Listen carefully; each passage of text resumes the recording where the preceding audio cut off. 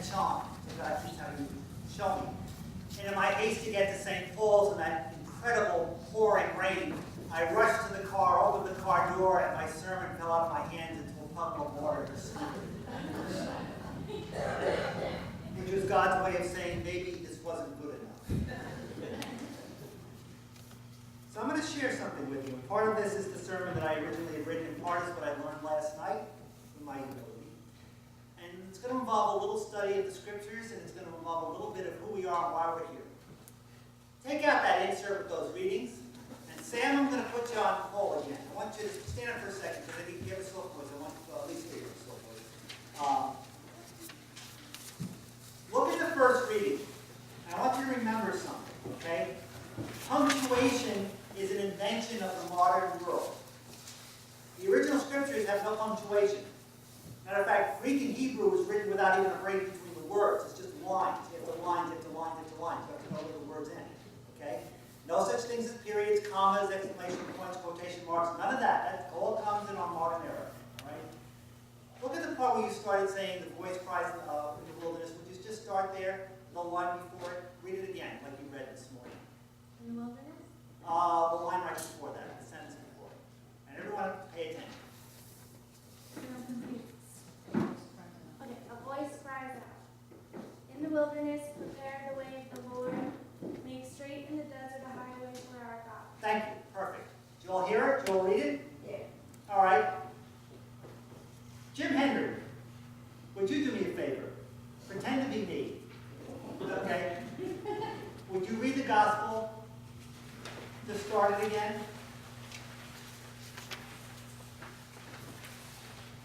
Oh, you gotta stand up. What's fair to the girl is fair to the guy. The beginning of the good news of Jesus Christ, the Son of God, as it is written in the prophet Isaiah. See, I am sending my messenger ahead of you, who will prepare your way, the voice of one crying out in the wilderness.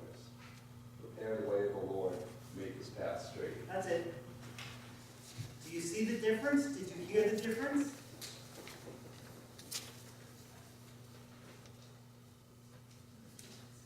There's a huge difference between the two that shouldn't be there.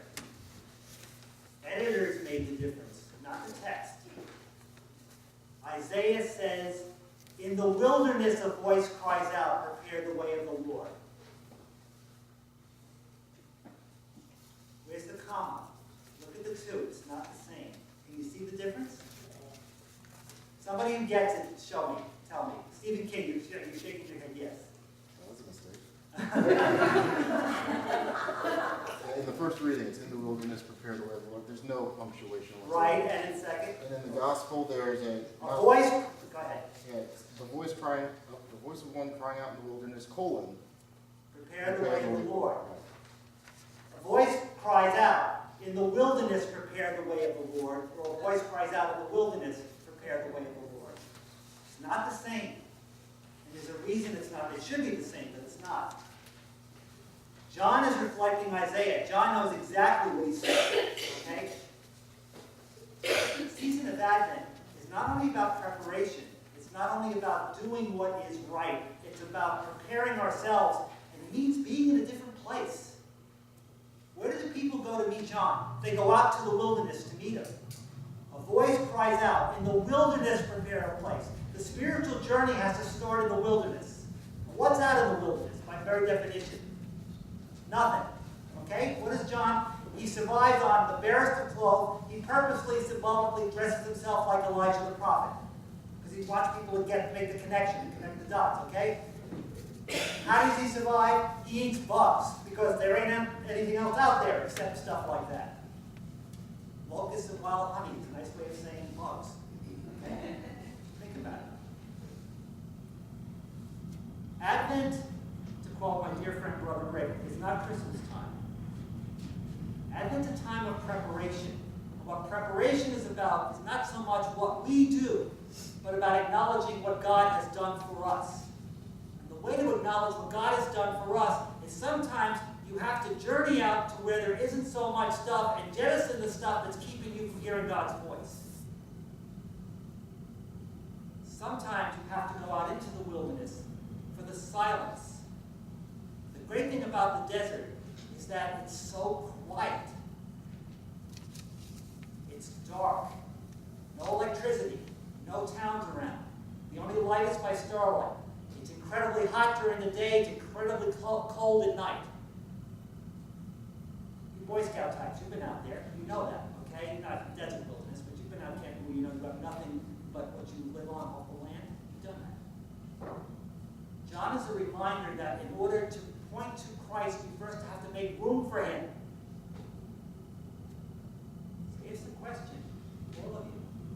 In this crazy, crazy season, and I think maybe if I'm reflecting my own personal experience, I'm not meaning to impose it upon you, but it's been a marvelous gift in one sense. The racing back and forth to the hospital, the racing back and forth to be here, doing things for the diocese, blah, blah, blah, all of that. All that incredible running around has forced me to ask myself, when am I being quiet? The only time I'm quiet now is when I'm in the car. And I who love to listen to music or listen to books on cassette, now I turn everything off. Because it's the only quiet time I get with God right now. Maybe this is my mom's final gift.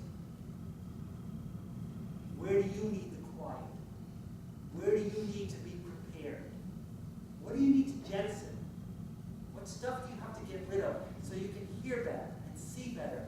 Not so much what you're going to do for God, but what God has done for you. Mark starts his story, the beginning of the good news of Jesus Christ. Gospel, good news. The good news has been given to you, the one who baptizes with more than just symbolic water, but truly baptized you with the Holy Spirit. He has come into your lives. He has redeemed you. You belong to him. Nothing can hurt you. Not even death.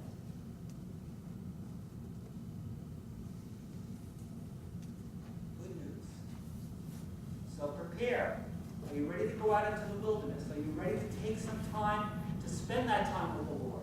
I'm going to jump Rick's announcement here, but I'm going to incorporate it into the sermon. This afternoon, you've got an absolute wonderful opportunity to really make this a Sabbath. Now, those of you who come from a Baptist background, going to church in the morning, then coming back, going to church in the afternoon, there ain't nothing doing that. Okay? That's regular. That's expected. We've got a great opportunity to do that here. To shut out the world. To take an hour and don't worry about the football games, because the Giants and Jets can lose anyway, so don't worry about it, okay? And I'm not a football fan. I'm just going to, I'm a Mets fan. I know losing is my seat. Shut out the shopping, whether it's at the mall or online. Turn off the radio. For the young people, don't do your homework for an hour. For an hour. Really make it a Sabbath. Really give that time to God. A voice cries out, in the wilderness prepare the way of the Lord. Have you prepared? Or do you buy into what the culture wants you to believe and think and race around and do? And it's not about doing. Sometimes it's about listening and quiet. So are you prepared? Will you come and spend some quiet time and enjoy? The Lord has come for you. Open your hearts.